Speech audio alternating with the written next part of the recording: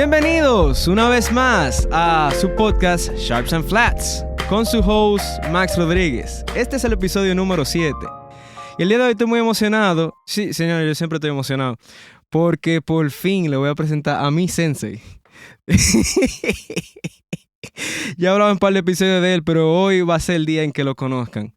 Pero ustedes siempre saben que primero tenemos que hablar un poco de las noticias. El día de hoy tengo algunas noticias ya para esta semana, ya estamos en abril.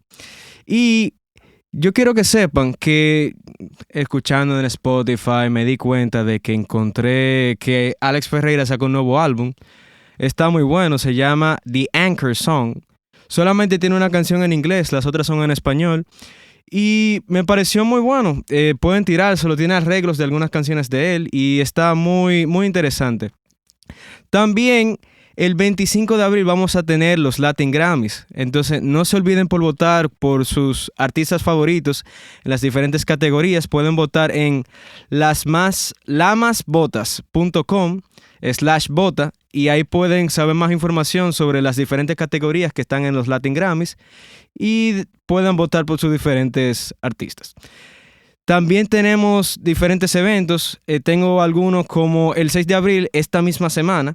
Vamos a tener un tributo a System of a Down en Santiago, en Ataveira, Bohemia.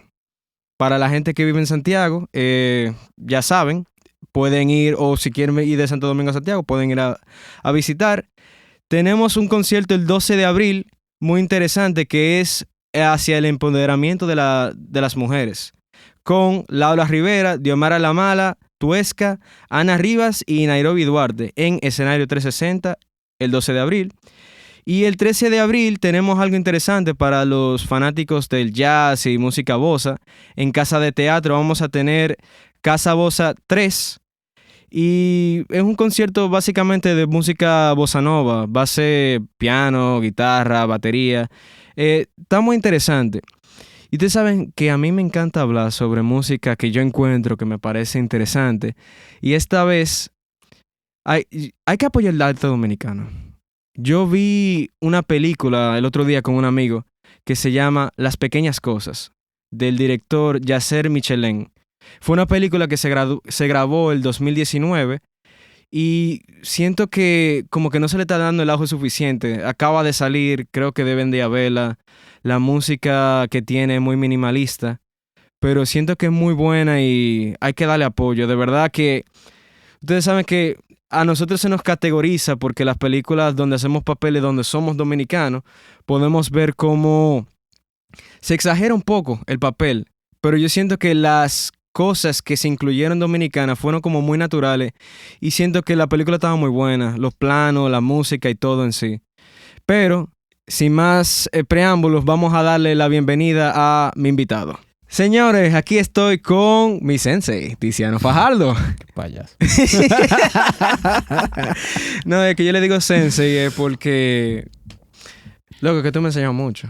De verdad, o sea, yo he aprendido mucho sobre música y sobre la vida en sí. Todas esas conversaciones que teníamos después de que...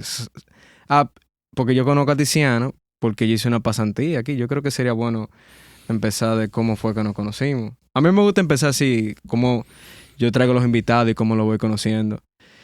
Resulta que cuando yo estaba estudiando en la UNFU, yo llegué al punto que, mira, que hay que hacer una pasantía. Y yo no sabía, ¿dónde yo voy a hacer pasantía? ¿Qué yo voy a hacer ahora? Y yo te dije, wow. Y mandan como un modelo de carta y lo manda un pasante de aquí, lo manda, ¿tú te acuerdas de Jerón? Claro. Lo manda Jerón. Y yo dije, hey, loco, qué heavy. Y yo cojo la misma carta de Jerón y le cambio el nombre. Y se la manda al correo que está. Dije, ese estudio tiene que aceptarme. Y luego yo cojo el número, que tiene el número. Y yo le escribo a Tiziano, mira, yo quisiera empezar a hacer una pasantía. Y Tiziano dije, ¿cuándo tú puedes empezar? Yo dije, pues yo puedo empezar el lunes que viene. Era como un martes. Cuadramos, yo conocí a Tiziano. Y nada, empezamos ahí. Y Tiziano fue enseñándome las cosas que hay que hacer para llevar un estudio. O por lo menos cosas básicas que uno puede empezar a hacer como un pasante. Amarrar cable, preparar micrófono, preparar la sala y todo ese tipo de cosas a los diferentes artistas que habían. Pero Dentro de todo eso, yo quiero decir que una de las habilidades que yo creo que mi sensei Tiziano aprecia más de mí era que yo podía vender mucha cerveza a los clientes. Realmente nunca se han vendido tanta cerveza como cuando tú estabas aquí. Ya, Esa es la época dorada del bar de Caribbean Dream. ya tú sabes, mira, yo era de que llegaba una caja y yo tenía que, hey, tráeme otra, ya se acabó, la vendí todita. Sí, era interesante. Sí. Mira, algo que yo quiero saber, porque como tú tienes más tiempo que yo en esto y tú tienes más conocimiento y experiencia, yo quiero saber cómo tú empezaste en la música. Bueno, wow.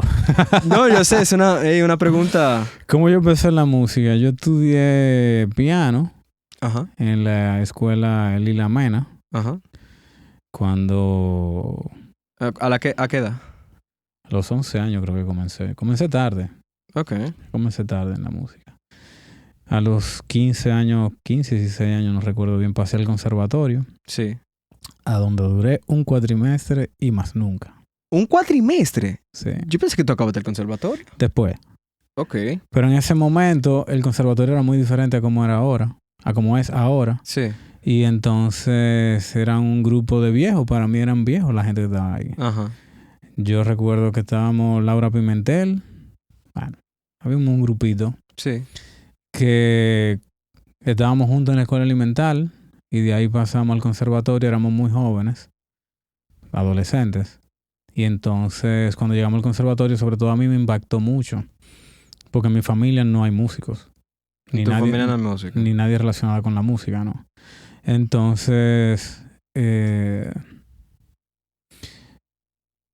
todo el que estaba en el conservatorio era viejo, o sea, tenían mucho tiempo. Más de 20 años largo, que en ese momento, entre 16 y 20 la diferencia es bastante, ¿verdad? Oh, muchísimo. Entonces, Una carrera. Sí, exacto. Y no, y el momento, no es lo mismo 30 y 34 que 16 y 20. No. Son dos realidades muy diferentes. Claro. Entonces, duré un cuatrimestre y fuera. Entonces ahí termino el colegio, entro a la universidad y cuando termino la universidad es que digo, yo voy a seguir con la música. Y ahí vuelvo al conservatorio. Casualmente, los profesores que estaban en el conservatorio en ese momento eran los que habían pasado de la escuela elemental al conservatorio.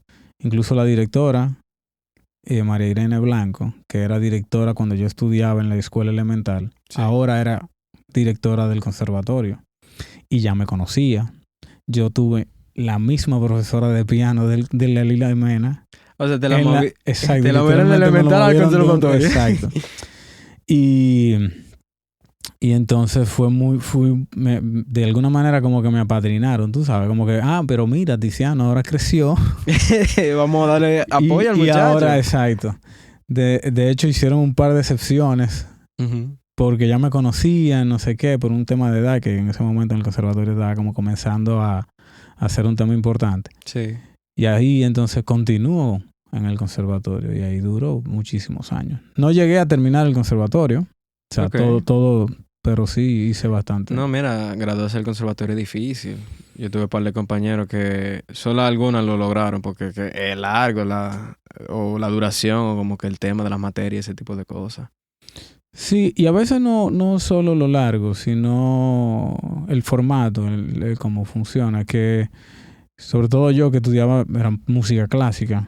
Entonces, ¿qué tú haces con la música clásica en República Dominicana? Sí. Como instrumento solista. Cuando ya tú tocas un instrumento de orquesta, tú por lo menos tienes una orquesta nacional, una orquestas juveniles que tú tienes como un lugar donde tú puedes tocar lo que tú tienes muchos años estudiando. Claro. Pero como músico clásico de un instrumento solista, es más complicado. Tú no tienes plaza para desarrollar eso que tú tienes mucho tiempo estudiando, y cuando ya tú empiezas a pensar en que, bueno, me gradué de la universidad, ¿verdad? Y todo el que se graduó de la universidad piensa, ahora necesito un trabajo. Pero entonces yo sigo estudiando música clásica y ya vengo con la mentalidad, pero ¿de qué voy a vivir? ¿Qué voy a hacer? Entonces, hay que vivir, claro. el músico tiene que buscársela. Por eso es que uno aprende tantas cosas o desarrolla tantas habilidades. Y cómo, ya yo estoy entendiendo más o menos de dónde viene. ¿Cómo tú decides señores, si se fijan, hoy estamos en los estudios Caribbean Dreams, es el estudio de Tiziano. ¿Cómo tú decides abrir este estudio? ¿De dónde te surge la idea? Que, by the way, fun fact, si no lo sabían, este estudio donde estamos ahora, que cualquier cosa pueden hablar con Tiziano, va a dar más detalles más adelante sobre el estudio. Esta era la casa de Tiziano.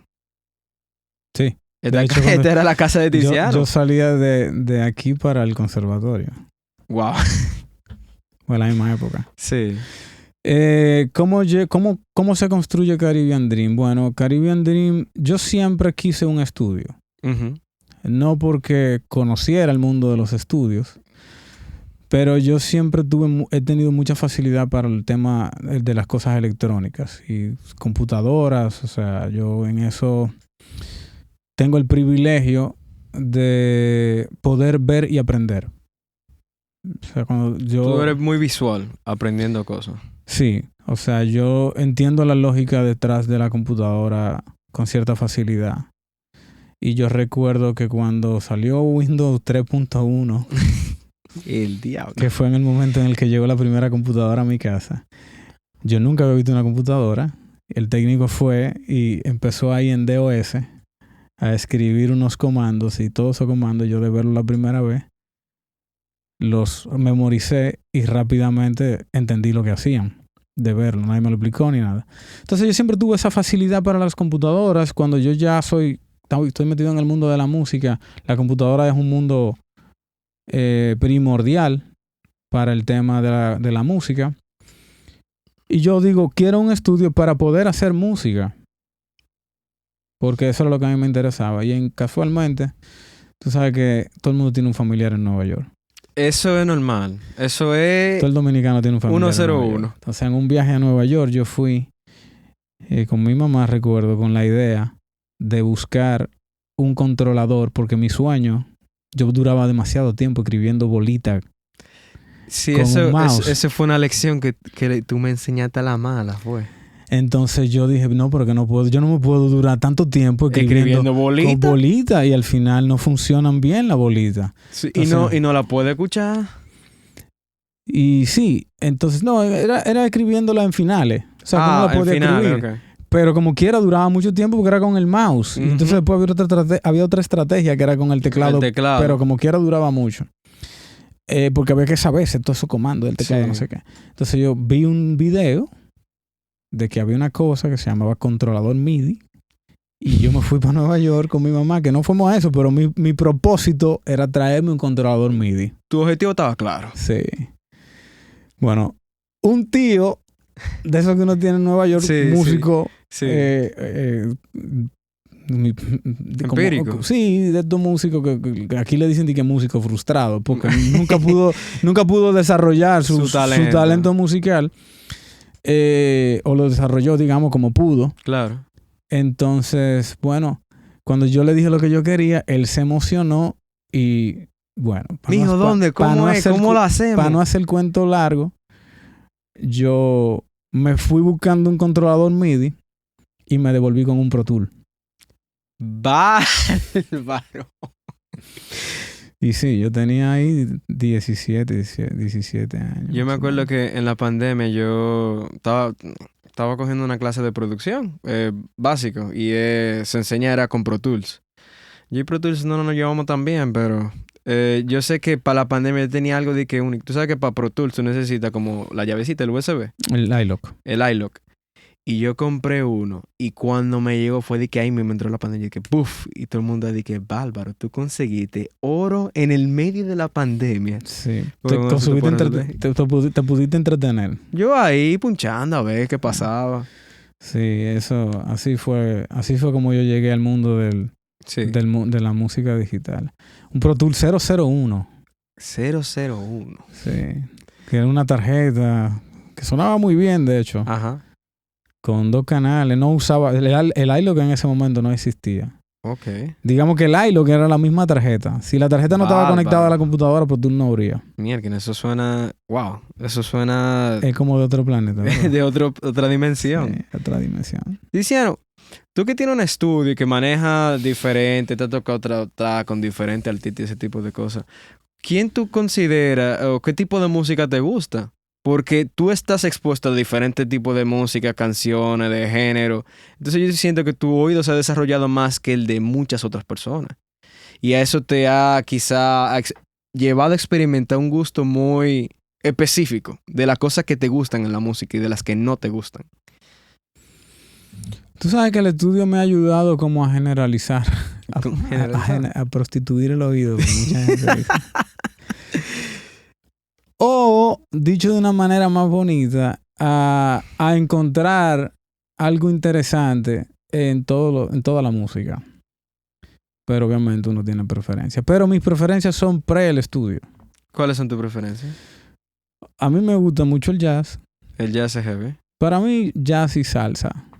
Mira, que tú eres como yo. Yo soy muy de música latina y de jazz. Y a mí me encanta la combinación y ese tipo de cosas. Y últimamente como me gusta mucho el indie. Me gusta algunas bandas dominicanas que están haciendo género... Están haciendo cosas interesantes. Me gusta lo que están haciendo. Y así. Tú sabes que yo me enteré, y yo creo que tú no sabes esto, que tú estabas en una banda. Uh-huh. Tú estabas en una banda. ¿Qué tipo de música tocaban? ¿Cómo se llamaba la banda? Háblame un poco de Yo he estado en varias bandas. Bueno, cuéntame un poco de esas diferentes bandas que tú has estado, que tocaban, cómo era la cosa. Esos momentos que uno pensaba. Lo que tú no sabes es que no solo yo estaba en una banda, sino que yo estoy en una banda. ¿Tú tienes una banda? Ahora. Sí. Pero no será la de... No. ¿Tú sabes cuál es? Sí, no. Tú tienes una banda ahora. ¿Qué pero? Bueno, estamos comenzando. No, está Pero bien. sí, bueno, como, ¿qué te digo? Como uno quiere tocar. Claro. Eso es lo que hay que uno inicia. Uno Y inicia parte de la frustración del tema de la música clásica precisamente es ese, como que no tiene mucho sentido tocar música clásica cuando tú te enfrentas a una banda que hay una batería. Difícil. ¿Qué tú haces? No hay competencia. ¿Qué tú haces? Y tú te pones un acorde, y por lo menos en la estructura de cómo era el conservatorio en ese momento, ¿qué era un acorde? Un acorde era una cosa que se escribía, la nota una encima de la otra. Tres bolitas no di que una más. letra. Yo tuve que aprender, recuerdo que yo aprendí a leer los cifrados. Cifrados solo. Tú sabes que yo soy guitarrista y para mí eso fue como que era lo más normal. Yo tuve como que... Porque los guitarristas tenemos la mala fama de que no leemos música. No, yo claro, sé leer música. Cifrado. Pero los cifrados... Y tablatura. Todita. Y tú sabes cómo es. De hecho, yo aprendí a leer cifrado con una guitarra, fan. Tiene mucho sentido realmente. Pero háblame de esas bandas que tú tocaste. Yo quiero saber de eso. Después tú me hablas de la banda actual que tú estás formando y eso. Te voy a hablar de una banda en específico que me parece que fue una banda que marcó la vida de varios de los que estábamos ahí.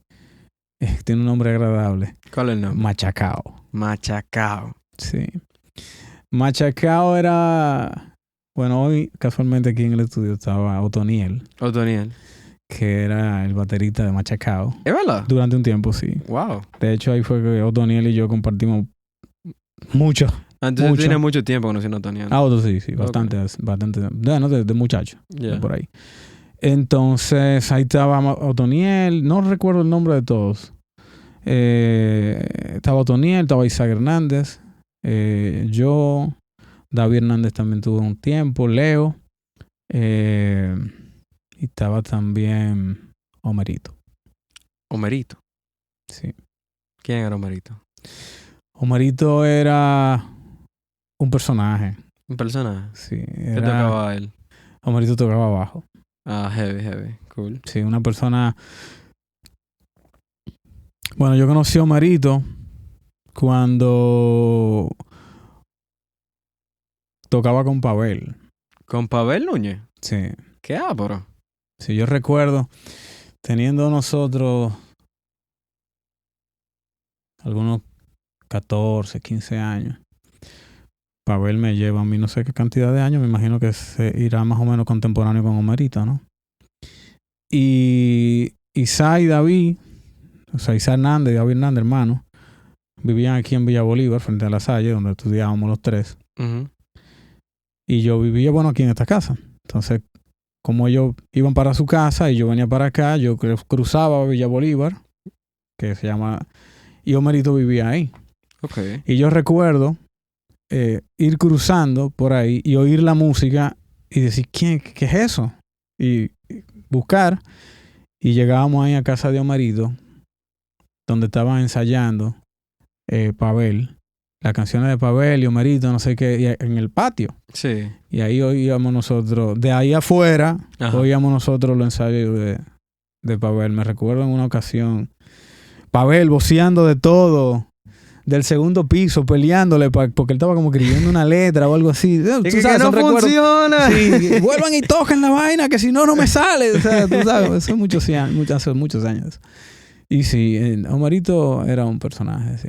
Ok. Una persona muy sencilla. ¿Y qué tocaba Machacao? Eso Bueno, era como una vaina latina, algo así. Machacao eran canciones... Yo no sé bien de quién eran las canciones, porque nosotros entramos. Ahí Isa, David y yo, que entramos a Machacao. Había un baterista, no me acuerdo cómo se llama, que también tocaba Machacao. Raúl. Raúl también tocó en Machacao y yo conocí a Raúl Percusión. Y bueno, mucho tiempo. Si mal no recuerdo, Raúl tocaba ahí. Machacao tocaba música muy... Lo que pudiéramos decir música indie de aquel momento. ¿Qué es la música indie de aquel momento? ¿De qué año estamos hablando? Estamos hablando de finales de los años... De principios de los años 2000. Principios de los años 2000. Sí. Machacao tocaba bachata, pero era rockero. Eran como en ese momento, tú sabes. Bachata. Eso Sí. está...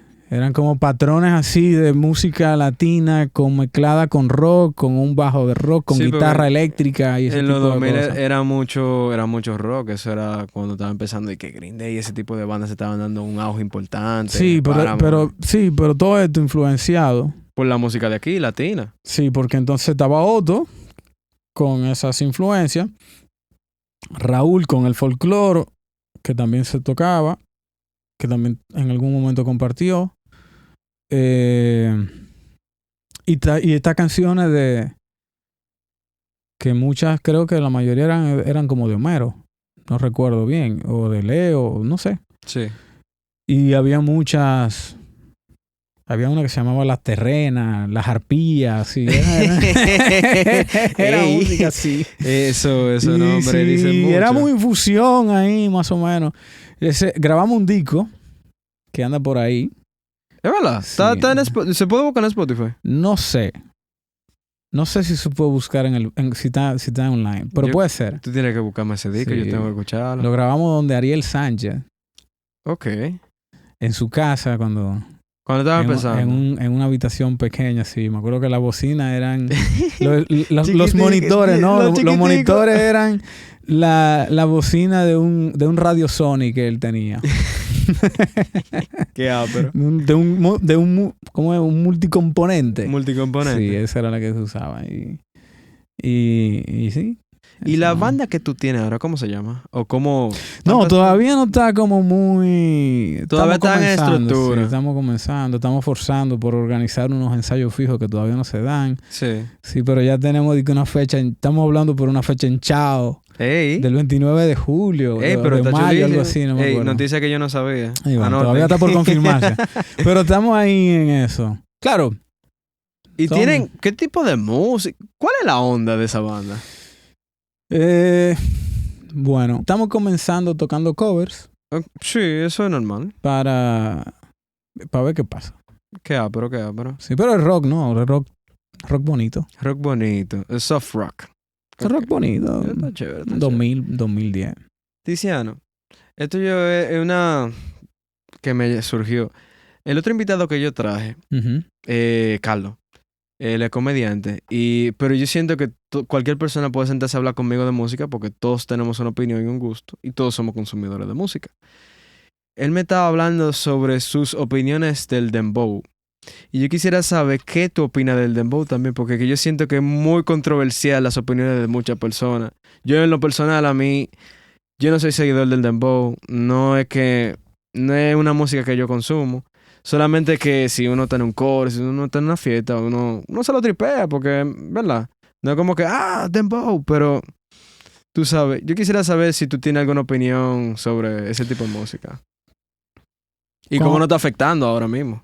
¿Cómo nos afecta como personal, social? Social.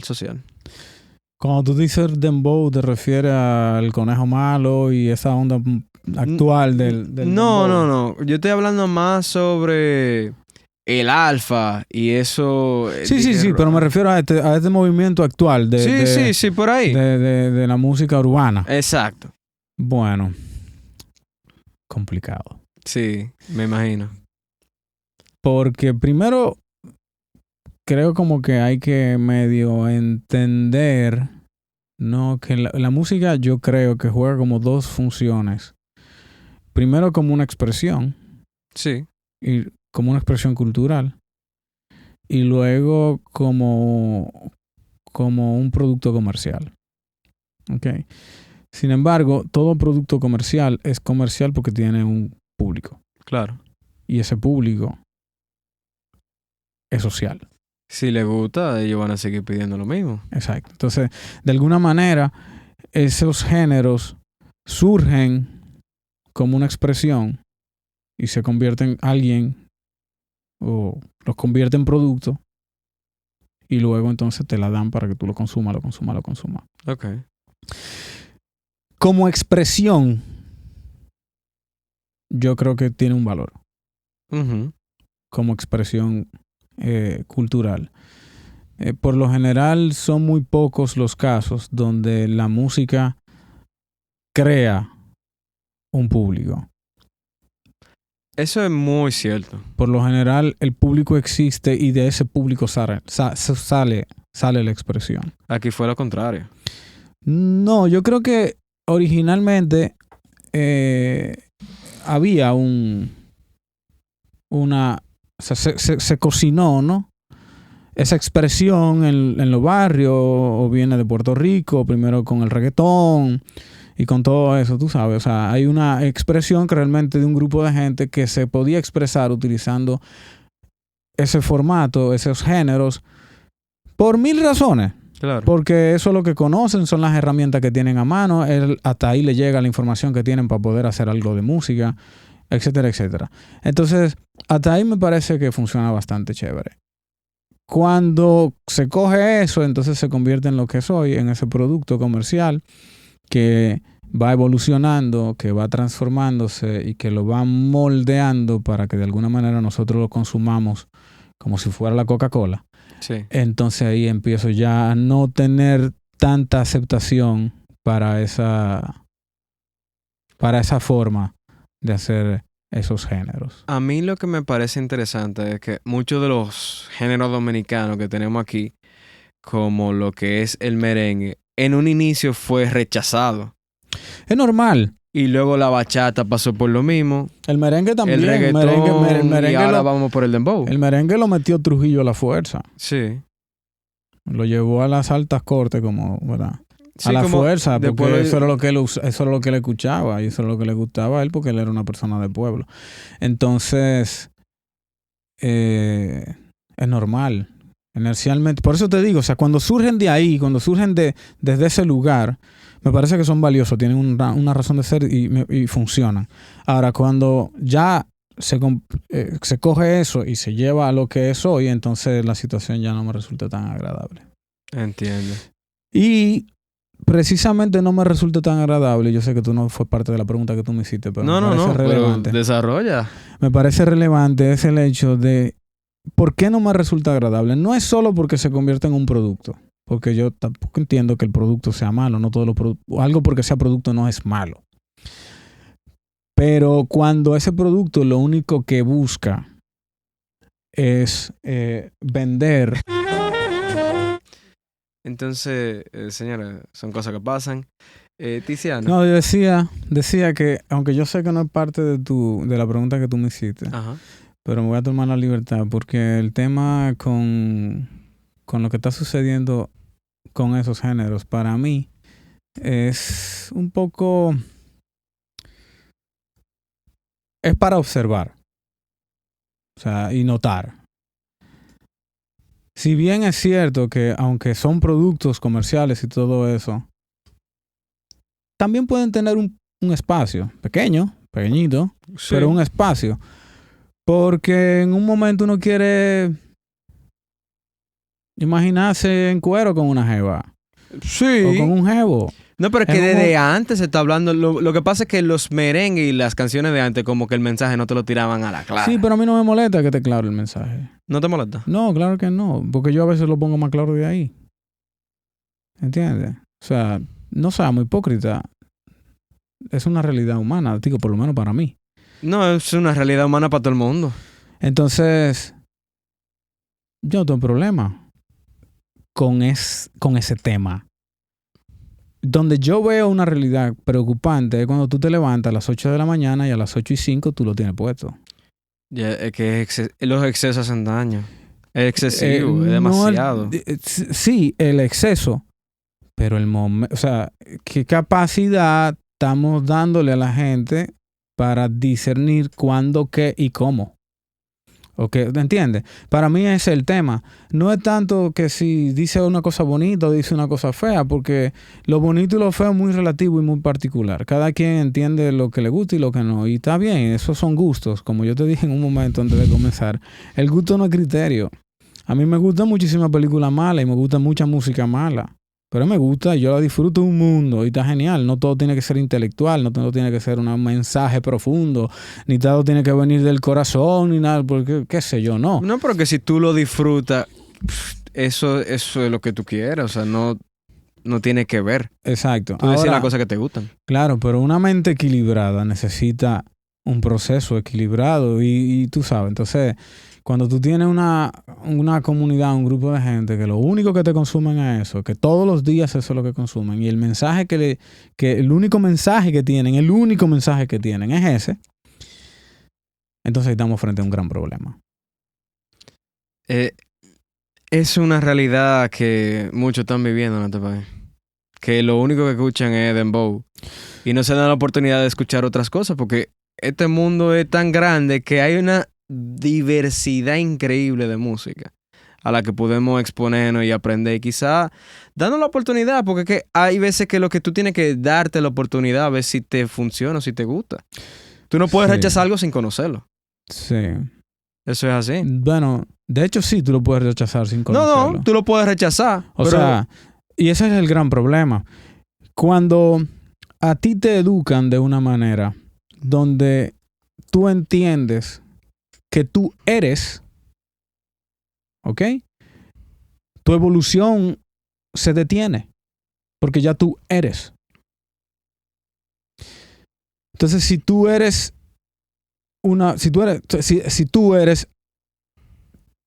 persona que le gusta esto y aquello, tú eres eso, entonces estos dos no te van a gustar. Porque ya tú eres esto. O sea, no sé si me hago entender. Cuando tú te identificas de una manera cerrada frente a una situación o frente a lo que sea, cualquier cosa que esté fuera de eso, sin conocerlo, tú lo vas a rechazar. Porque tú estás condicionado ya. Entonces, de esa manera tú terminas rechazando cosas que no conoces. Y una manera de tú hacer eso, de tú condicionar, es no dándole la oportunidad durante el proceso de crecimiento y de desarrollo, sobre todo en la niñez y en la adolescencia, a que las personas, los niños y los adolescentes conozcan más cosas. Entonces, si tú metes un niño, un adolescente, una persona de hasta los 17, 16, 17 años, y tú le dices, tú eres esto, entonces tú metes ahí un reguero de ideas de lo que es ser Max. Entonces, cuando Max tenga 25, Max le digan, Max, mira, prueba tal cosa, Max va a decir, no, No, eso no es lo que yo soy. no, yo no soy eso. Exacto. Entonces es complicado. Y la educación es fundamental. Y no la educación de manera abstracta, así como nosotros lo vemos, no sé qué, sí, la educación no, sino realmente el modelo educativo sobre el cual estamos trabajando, o sea, el modelo educativo sobre el que nosotros trabajamos, que no tiene mucho que ver con quién tú eres, ni con lo que tú necesitas, sino con lo que queremos que tú quieras. Wow. Esas son palabras sumamente profundas. Yo creo que ahí hay un par de ideas que ya la gente puede ir pensando para reflexiones personales. Sí, ¿no? Porque que nos fuimos en una. Nos fuimos en una, Nos sí, fuimos bueno. en una. Pero por eso te decía, quiero tomarme el permiso, que yo sé que no era tu No, tranquilo. pregunta por donde iba, pero bueno, vi la oportunidad. No, pero a mí me gusta hablar contigo porque yo sé que tú desarrollas unos pensamientos que... Tú sabes que no hay conversaciones que tú no puedes tener con todo el mundo. Y yo sé que este tipo de conversaciones la puedo tener yo contigo. Pero volviendo a la música, Sí. regresando al plano inicial. Entonces, vamos a hablar de tu estudio. Este estudio tiene 3 salas, vamos a decir, básicas. Tú tienes una ahí para ensayar y grabar. Aquí atrás hay otra. Y ahí tú tienes una de Foley. Sí. Bueno, serían 4 si contamos esta sala como... Bueno, sí, también que ahí tú puedes contar este espacio, pero... Serían 5 como con la sala de allá adelante. No, pero si tú coges los parqueos serían 6. También. Y en un momento se cogió. Ay, mi madre. Pero realmente son 6, aunque no las 6 se pueden usar de manera simultánea, sobre todo por un asunto de ¿Tú estabas vendiendo el estudio? Sí, claro. Lo vamos a vender ahora. No, tranquilo, no, hay espacio para eso, tranquilo. Pasó fue que me hicieron una el vendedor oficial. No, el número 1. Sí, pero son 5 salas, 2 de grabación y ensayo. Esta que también es de grabación, pero es un control room, aquí no se ensaya. Y una sala de Foley de aquel lado que utilizamos. Vamos a hablar de alguna de las cosas. Tú eres la primera persona o de las primeras personas que yo conozco que yo puedo decir que tú en parte has cumplido mi sueño o en parte de. Y ya los que me están escuchando ya saben, y lo he dicho varias veces, que mi sueño es hacer música para películas. Uh-huh. Tú hiciste música para algunas películas. Uh-huh. Hay una que creo que era que Azul, que se llamaba. Azul Magia.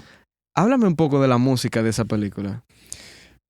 Azul Magia es una película... No fui yo el único que hizo la música de esa película. ¿Fue un trabajo en conjunto? Sí. Fuimos Marian de Soto y yo. Ok. Joel llegó director de la película. Lo conocíamos de otras cosas relacionadas con cine a través de Tito y Tito Rodríguez, también director. Se le ocurrió, Los Mentefritas se llama el grupo, no sé si sigue, estoy un poco desligado del mundo del cine. Ellos tenían esa idea de hacer esa película, una película de muy bajo presupuesto. Y entonces ellos filmaron casualmente, esa película la filmaron en San Cristóbal, ayudado por Xiomara Fortuna. Oh, es que Tiziano estaba grabando con Xiomara ahorita, hace un rato. Estamos grabando el álbum nuevo de Xiomara. Entonces, cuando ellos terminan, vienen y nos dicen, miren, tenemos esta idea, esta es una película de fantasía. Y yo, bueno, una película de fantasía. Vamos a darle el chance. Y cuando vemos la película, yo digo, bueno, será de fantasía, pero la fantasía aquí no se ve. La idea sí, o sea, el guión sí era de fantasía, sí. Pero visualmente no había mucha fantasía porque... O sea, o al menos no la fantasía fantástica. Exacto, ese sueño de Narnia y ese tipo de cosas. Era una fantasía muy bueno, porque no es esta realidad. Exacto. Pero no era esa fantasía a los Hollywood. Ni nada de a los Hollywood o a los Disney. Exacto. Y ellos llegan con una idea, me la presentan y yo le digo, miren, está bien, pero no. Tú de antemano, no, yo no voy a hacer eso. O sea, yo la voy a hacer la música, pero yo no voy a hacer esa música. Yo voy a hacer otra música. Yo voy a hacer una música que sí va a ser de fantasía, para empujar la película. Y entonces... Para que se sienta más... Sí, ellos tenían la parte, el intro de la película. Era más o menos lo único que teníamos en ese momento.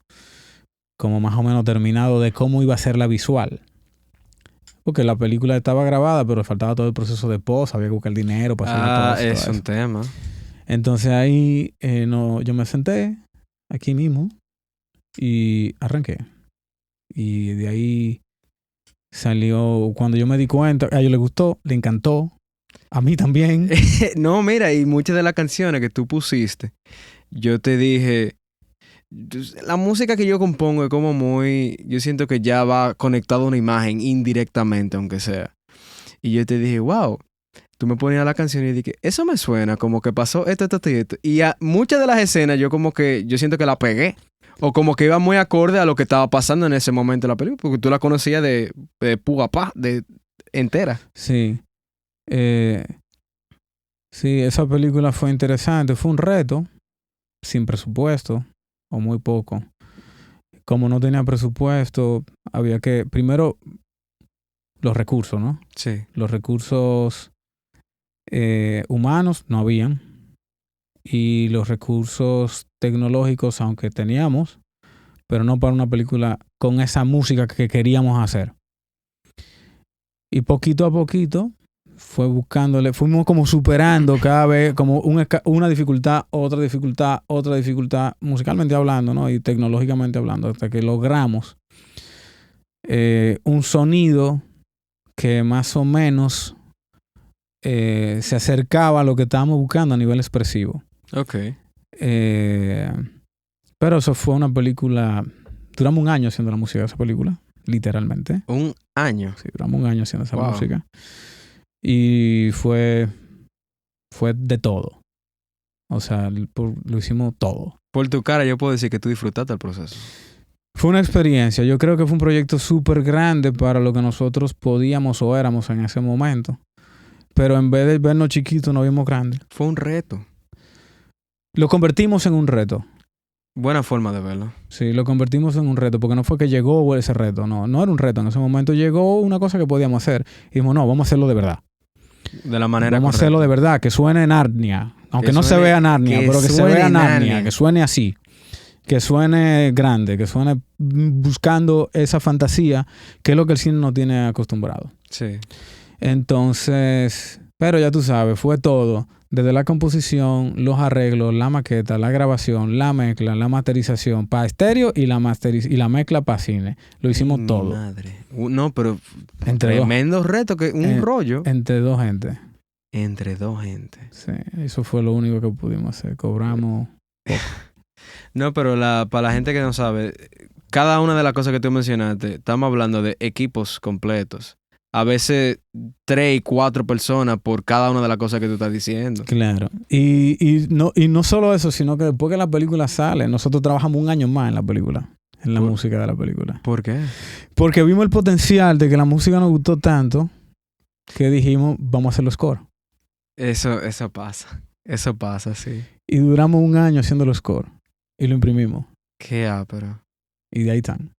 No, tiene que enseñarme esos scores. Ahorita tú me pasas una copia y yo me pongo a analizar. Yo dije, wow, mi sensei escribió esto. En algún momento yo me vi, o nos vimos,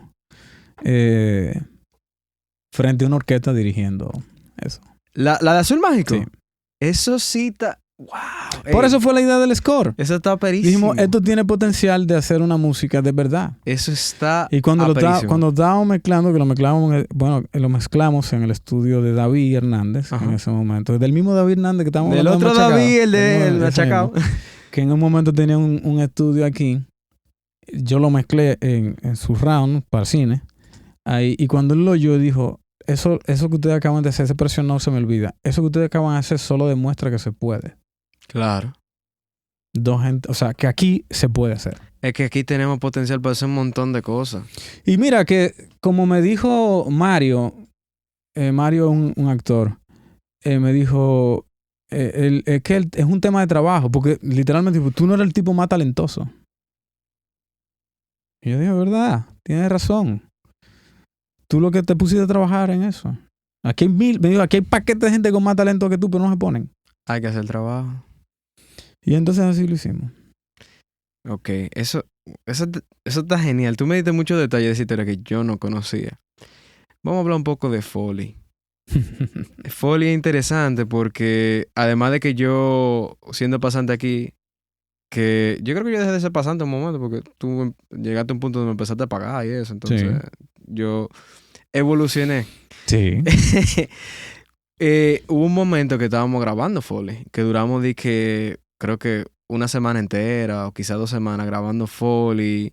Y para los que no saben qué es el Foley, Jack Foley, el creador de eso, Foley es cuando tú coges sonidos en películas y le haces los efectos nuevamente. No necesariamente con los utensilios o materiales que están pasando en la escena, porque puede ser que cuando estén grabando el efecto del sonido que tiene como que no se escuchó completamente. Entonces hay que recrearlo para darle ese efecto de realidad a una escena.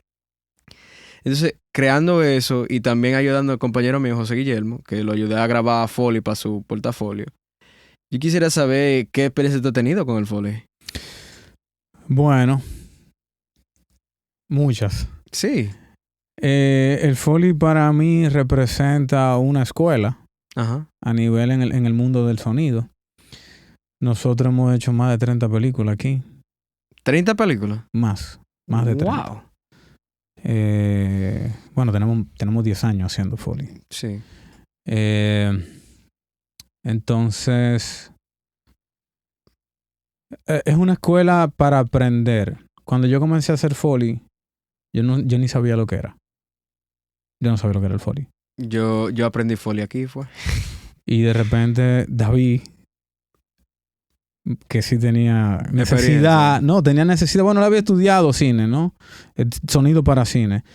Y como yo tenía el espacio y tenía esa sala que de entrada dice, bueno, yo no sé qué voy a hacer con eso porque qué tanta grabación que se viene a hacer. De hecho, yo no quería algo tan grande, yo quería una habitación. Pero ese es otro tema.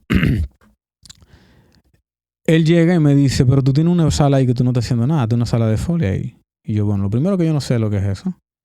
Y segundo, ¿quién va a hacer eso? Y él me dice, no, yo me encargo, olvídate, yo busco la gente. Yo te explico, yo busco la película. Yo busco la película, yo voy a buscar a la gente que lo haga, tú nada más me alquilas la sala. Y nos asociamos por ahí. Ok. Y yo, bueno, está bien. Comenzamos así.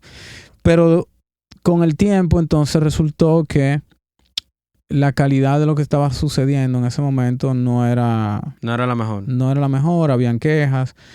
Llegó un momento donde ya la gente sabía que eso se hacía aquí. Y entonces ya me llamaban a mí. Y yo le decía, no, pero yo no tengo nada que ver con eso. Yo lo que le hago es el alquiler de la sala para que él haga eso. Pero ya empezaba como a ver ese malestar y el nombre del estudio y mi nombre metido como en esa situación en un momento. Yo le dije, ¿tú sabes qué, David? No. Se acabó. Porque ya me está afectando. No se acabó, sino vamos a buscarle la vuelta. Y entonces ahí cuando yo digo, no, me voy a meter. Y ahí empiezo a entenderlo. No solo a entenderlo, sino a participar.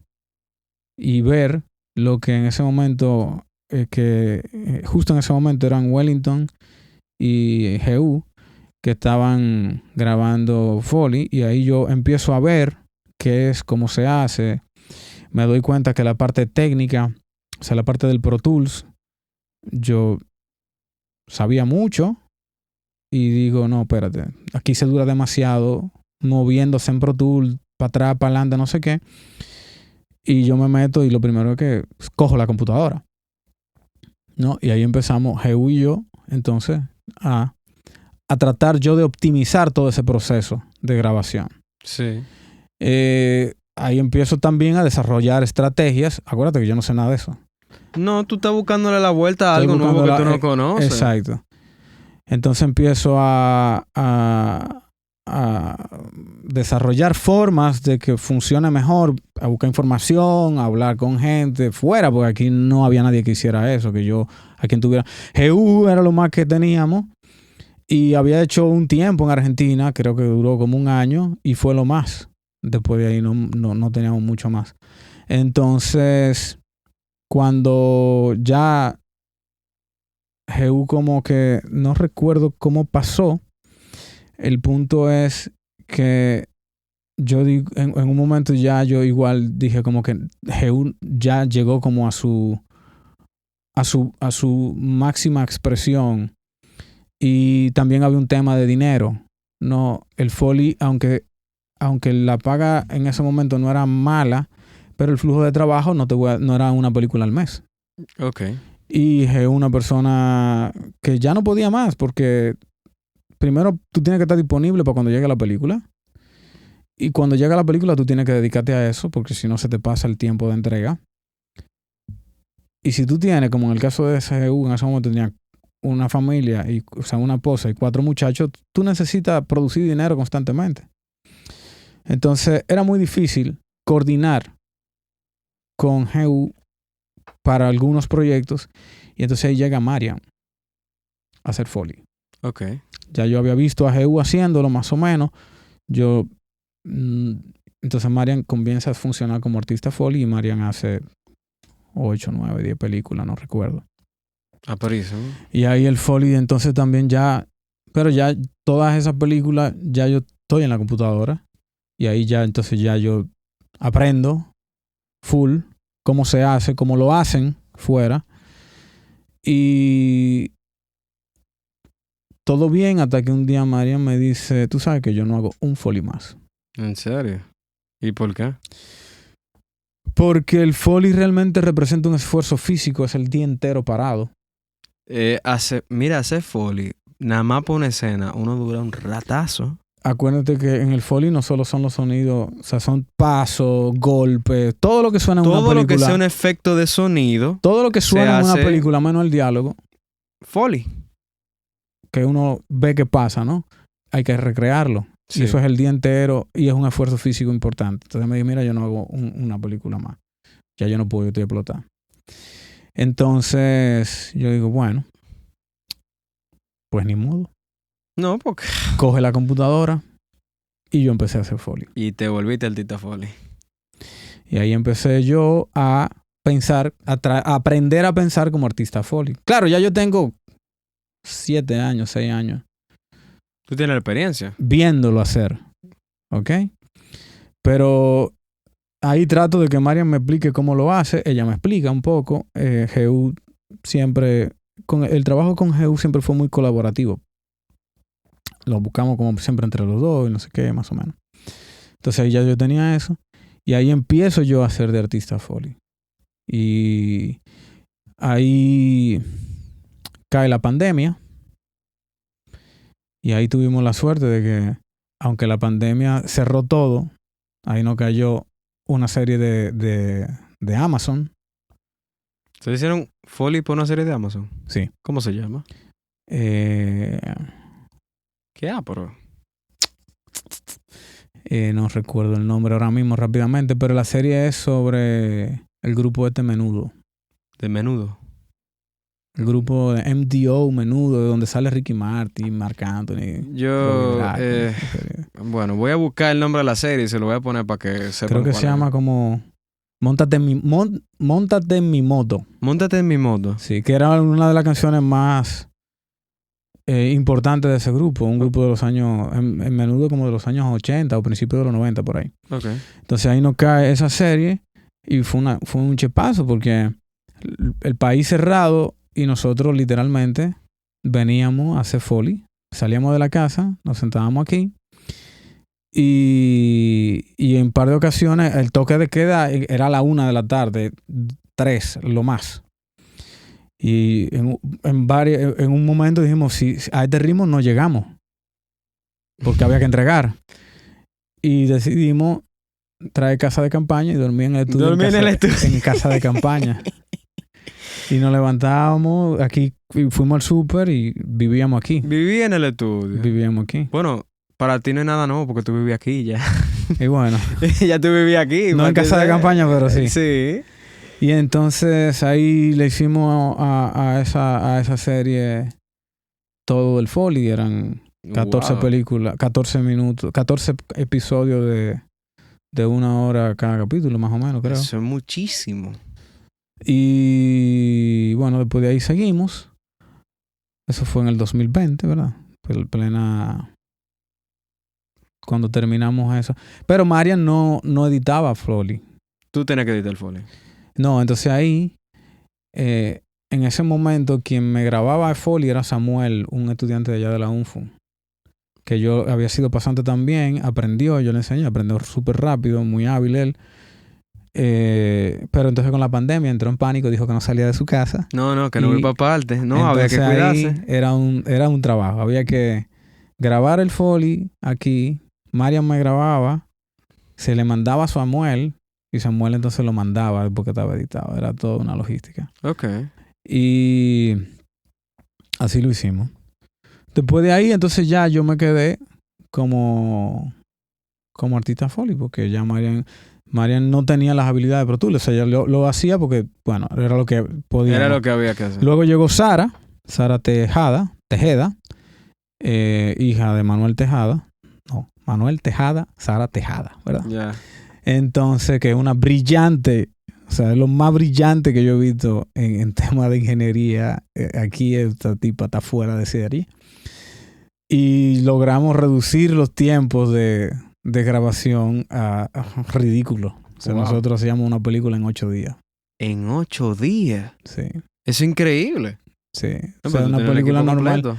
Una película normal en Foley dura 21. Hollywood. O sea, películas de este tipo de películas que se hacen aquí, ¿no? Mierda, pero tú... Nosotros con si Sara... en una semana te hacían una película entera, eso... Con Sara lo logramos. Tremendo equipo. En 8 días. Creo que hubo una ocasión que lo hicimos en 6. Claro, una película más sencilla. Y así lo hicimos. Hasta ahora, finales de diciembre, que terminamos la última. Ok. ¿Cuál fue la última? Capitán Avispa, de Juan Luis. Ustedes hicieron el folio de Capitán Avispa. Señores, Sí. ya saben, el 4 de abril es que sale la película. Hay que darle apoyo a esa película. Sí. Bueno, Tizi, se nos acabó el tiempo. Bueno. Pero yo siempre le digo a todos mis invitados que recomienden una canción de su elección al público, dentro de lo posible, una canción, esto yo le llamo el disco de la semana, para recomendarle al público que escuche a alguien, un artista que tú entiendes que merece reconocimiento, que no se le da suficiente reconocimiento, o música tuya si tú deseas. No, yo te voy a mencionar un pana que sí le da mucho reconocimiento, pero que para mí es impresionante. No, el que tú quieras. Pat Matini. Exacto. ¿Cuál canción de Pat? Cualquiera, elige tú. No, pero tú eres el invitado, tú eres el que escoge. Bueno, en una ocasión yo le puse a una persona una canción de Pat y me dijo esta fue You. De Pat Metheny. Cuando se acabó la canción, que dura como 8 minutos, se queda en silencio y me dice, yo le digo, ¿qué te pareció esa canción? Me dice, es que esa canción está completa. Eso es lo más grande que yo he escuchado. Esa canción es demasiado. Eso no le falta, no le sobra. Eso está, todo lo que tú puedes tener. Perfecto. Está en esa canción. Increíble. Y es real. Esa sensación transmite esa canción.